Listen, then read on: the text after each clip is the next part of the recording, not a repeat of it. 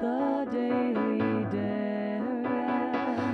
We are walking the path of holiness.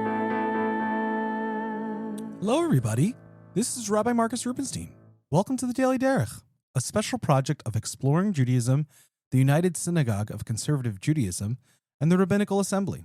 Today is the 5th day after Shabbat Kodesh, the 20th of ER 5786, corresponding in the secular calendar to Thursday, May 7th, 2026. We will read Parashat Behar-Bechukotai this coming Shabbat, and it is the 35th day of the Omer. Let's begin. Me'am Loez. We'll continue learning Parashat Behar as part of our Me'am Loez learning. We'll continue learning about the Jubilee year. We talked a little bit yesterday about what is the Jubilee year, how after 7 cycles of sabbatical years, after that, which would be the 50th year of that cycle, or the first year of the new cycle, would be called the Jubilee year, or the Yovel year. Now, what we know is that all land is returned back to its original owners according to who it was apportioned to upon entering the land of Israel. All slaves are free, all debts are forgiven, and now on top of that, we also have that it has the same laws as the sabbatical year. On the sabbatical year, it's forbidden to plow, to plant, to harvest, or prune trees at all. All crops must be left really as public property. So this is actually the first year I actually thought of this, that actually it's 2 years in a row now that the sabbatical laws need to be followed, both for the 7th sabbatical cycle, which would be the 49th year, the 7th sabbatical year, and then finally the 50th year, or the first year of the new sabbatical cycle, which is the Jubilee.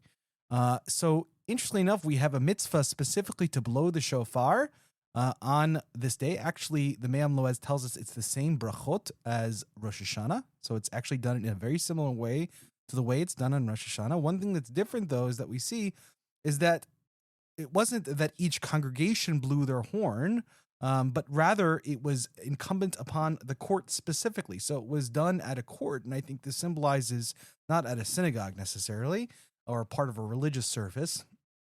And that represents, and I think shows that this really should, this freedom, this act should take place in a legal setting and have legal repercussions, of course, not just spiritual repercussions. What's interesting about this, and I love, this is one of those beautiful things that I love to picture and think about what it would feel like, is that it wasn't only the court that would blow the horn. After the court blew the horn, it was actually incumbent upon every Jew to also sound their own ram's horn. So it must have sounded something like there was like one, a toot or horn blowing of the shofar from the court, and then a response from all Jews, all the Jews in the land blowing this horn. So it must have been an incredible thing to feel like, of all Bnei Israel blowing shofars throughout the streets everywhere. And so it really must have felt like an incredible, incredible moment that we can only unfortunately picture now that we don't, these laws don't apply at the moment. Now, another interesting part about these laws that the Me'am Loez talks about is we spoke about in our previous episode that specifically on Yom Kippur is when the horn is blown.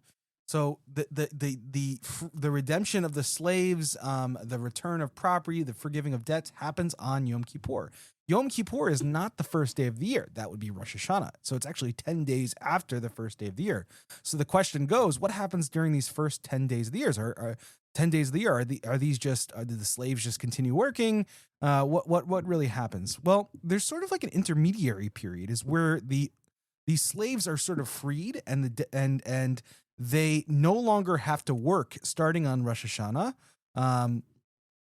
But they supposedly, according to the language of the Me'am Loez here, they sit with crowns on their heads, and they sit and eat like, freed people with their original owners, and are kind of get to live for a while, not on their own property, but still on the property in which they served as a slave, but to get to live on that property as a free person and be treated with respect and full dignity. So I think this is actually incredible that there's this sort of moment where it's not like all of a sudden, your slave just leaves and goes back to his hereditary land, or sort of everybody just immediately goes back, but everyone actually stays in place first.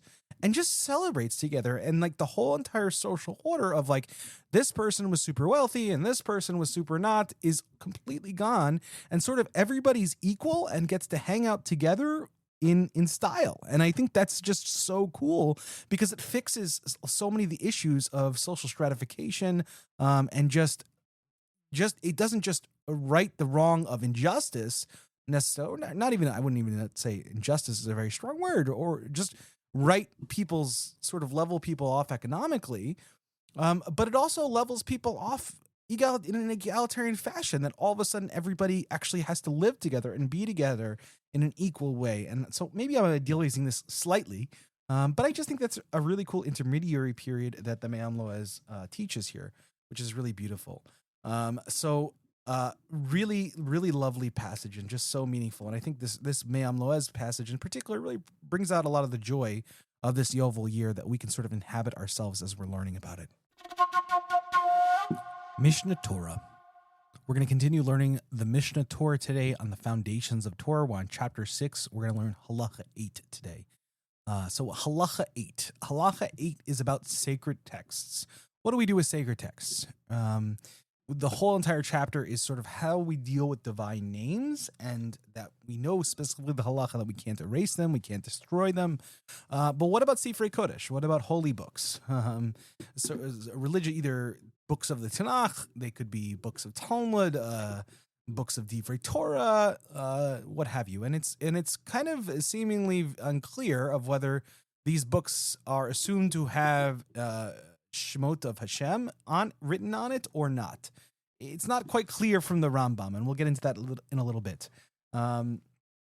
So it says, the Rambam says that any of these holy works, even if it's just their commentary or just an explanation of it, it's forbidden to burn them, right? You cannot destroy them or destroy them. So that would mean and seem to prohibit throwing them in the garbage or maybe even recycling. And you certainly can't do this, at least purposefully.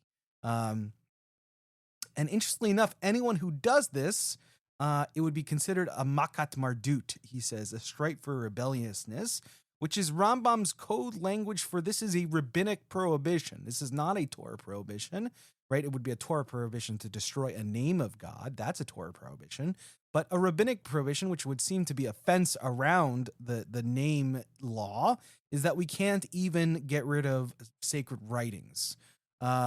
Now, he clarifies, these are sacred writings that are written by a Jew with sacred intent, meaning that not only are they written by someone who happens to be Jewish, but someone who believes that they are sacred books, right? And then they become sacred. So the books actually can't really become sacred until they are actually treated as sacred and seen as sacred by the one who wrote them or produced them, per se. Now, he actually clarifies specifically, it's not even just about being Jewish, right? Because if a Jewish heretic or a Jew who has heretical beliefs writes a Torah scroll, even an entire Torah scroll, but does not believe in the sanctity of God's name, but rather believes the Torah is just some book, in that case, actually, it's not only that we are allowed to destroy it, we're actually commanded to burn it. And the reason is that we try not to remember, and we try to take out of this world things written by heretics. And I think that shows in a bigger sense that like the sacredness of Jewish writings is not necessarily only in the text itself, but in how that text is written and how it is treated by the ones who wrote it and put it together. That is going to be extremely important in terms of the way we see texts, which to me is extremely inspiring, because Jewish texts, the holiness of it is not just because the book is holy in itself, but it's holy because of how human beings interact with it and produce it.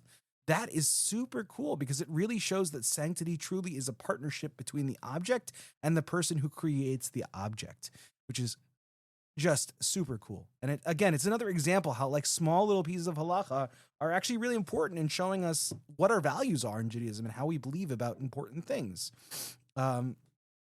So the question that comes up and immediately came up in my head is, okay, so what happens if we have let's say a text sheet or a book or something like that is giving Divrei Torah, or it's a commentary on a book of the Tanakh, but it has no shemot on it. right? It has no divine names on it. None of the 7 divine names that we can't throw out or we can't destroy. So, like for example, when I give out a text sheet, I put I substitute God's name. So if I have a Shem Meforash, if I have a Tetragrammaton, if I have a Elohim or Adukai or whatever it may be, one of the 7 names, what I'll do is I'll change one of the letters before I print it, or I'll write Hashem, or I'll write something else. Why? Because I know then these sheets can't be thrown out or recycled. They would have to be buried. Okay. But the question is, according to a strict read of this Rambam here, it seems that he's saying is that any sacred writing, or whether it has a name or not, at least according to rabbinic fences about rabbinic obligations, that one is obligated not to throw it out, but rather to bury it. So interpreting Rambam strictly here, you would think that you cannot throw out those text sheets. But it's interesting. This is a case where halacha seems to have really developed. The way Rambam related to sacred texts is very different than the way we relate to sacred texts. Why? Because there wasn't really the printing press. People didn't have millions of books. Books weren't super common. Books were extremely rare and extremely precious. Maybe, the community would have a set of books or something like that. So these were now there's books everywhere. And if we were to bury all these books that we want to get rid of, it would be very, very difficult. It'd be very, very hard in the tzibur. It'd be very hard in the community. So now the halakha, I would say, of most, but it's still a machlok. There's still somewhat of a controversy. There's still people who are stringent about this. But for the most part, if a text doesn't have a shmot on it, doesn't have one of the divine names of God, one of those 7 divine names, we are allowed to destroy it. We're allowed to put it in the garbage or in the recycling. We don't have to put it in the geniza. And I think this is really a response to of trying to interpret the tradition this way, because again, books are just so much more plentiful and abundant everywhere. So it's not as precious of an item in the same way. It's much easier to print a book now. So it's an interesting example of how halacha changes based on how technology changes, at least practical halacha, and how things change over time. Based on the reality of the world around us and the problems that tzibur faced, the problems the community faces. So a really, really great example. Obviously, we could trace this through halacha, and it'd be a wonderful shiur to see how this kind of develops along the way. But halacha l'maaseh for us, if the text doesn't have a practical halacha, if the text does not have a shemot, if it doesn't have a divine name, you can certainly throw it out or recycle it. Menorat HaMaor.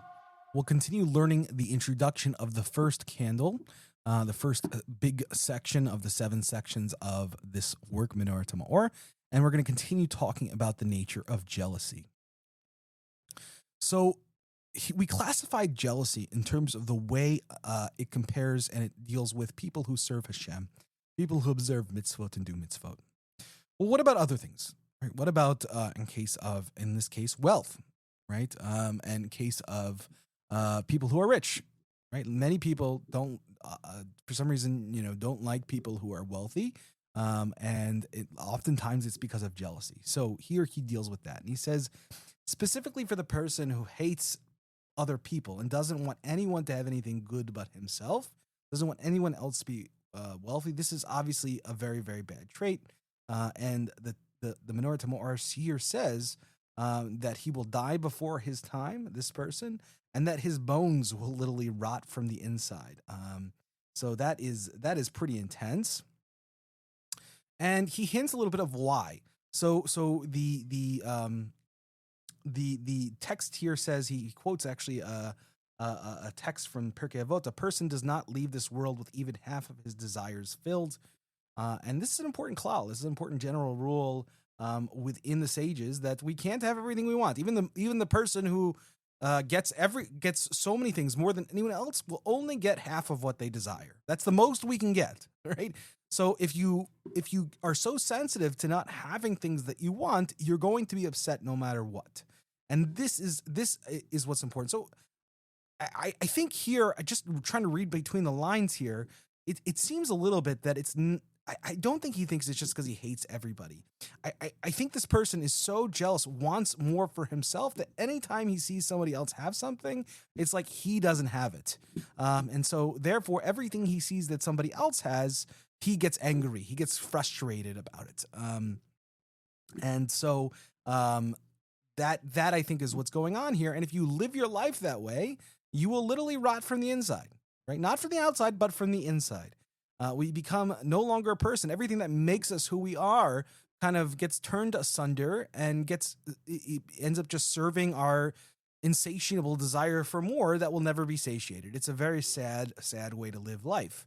And that's why it's something that we really should distance ourselves from. That's why Pirkei Avot says it's motziin et adam ma'olam, right? It brings a person out of this world, removes a person from this world. The next category, he says, as you might guess, is the one who's jealous of the wealthy person because he wants to be wealthy.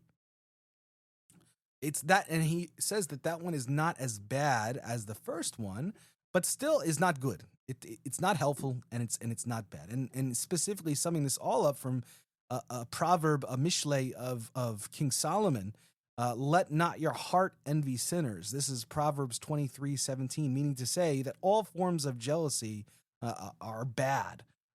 So anytime that one has jealousy, it is not a good characteristic. And this is something the Menorat HaMaor is saying. We talked about the idea of Kinat Sofrim before and being jealous of sages and then how it might sharpen your intellect. But I think the Menorat HaMaor still feels, even if it might be pragmatically helpful, it is still not helpful in the end, right? I think he would say, look, you might get more wealth because if you're jealous for wealth and you really want wealth, yeah, you might get more wealth. But in the end, it will not be good in the end. It will not be good in the end. And now, how is he getting this particularly from the text of Proverbs here? Well, the Proverb says, let not your heart envy sinners. And I think the first question that would come up is, well, why would your heart envy sinners, right? Now, I can think of a lot of reasons why you'd envy sinners. Maybe a sinner is someone who transgresses the Torah but has a lot of things that you don't have and seems to be, have more earthly success you have. But if I'm just going to go with sort of the reading here, it sort of makes sense that why would I envy a sinner, right? Why would a sinner's bad? Why would you envy something that's bad? And so I think that's how he's using the proof text here of Proverbs, by saying that that even if you're jealous of things that you shouldn't even be jealous of, that aren't even good, right? That people don't even want to be. Even that is bad. And so anytime we feel jealousy of something else and envy of somebody else, I think it's something we really need to distance ourselves from. We need to take it seriously. And I think we allow too much in our society to sort of say, oh, well, maybe this is a good jealousy. It'll get me to work harder. It'll push me harder. That's really not acceptable. I mean, it really, even if jealousy relates, it ends up having you meet pragmatic success in that area. It still rots the heart from the inside. And of course, this is very important to all of us, not losing our identity and removing ourselves from the world. So very, very important here. And I think the more we take this advice in, the more we take this seriously, the more we inculcate this and not treat it like some pious attitude or something like that, but we really try to live by this, of really trying to remove jealousy from ourselves in any way, shape, or form, the better lives we live, and certainly our days in which we live are certainly much more meaningful and precious. Well, that's it for today, everybody. Thank you so much for listening to the Daily Derech. If you have any questions, comments, or concerns, please feel free to email me anytime at rmr@templeofaaron.org. Thank you so much for listening. There are so many people to thank, and you can look in the show notes for that. And also, if you want to know and see any of these texts in the original, we actually have that too. You can actually find that in our episode description. So look in each of the episode descriptions and you'll find that information right there. Thank you very much. Have a great day, everybody.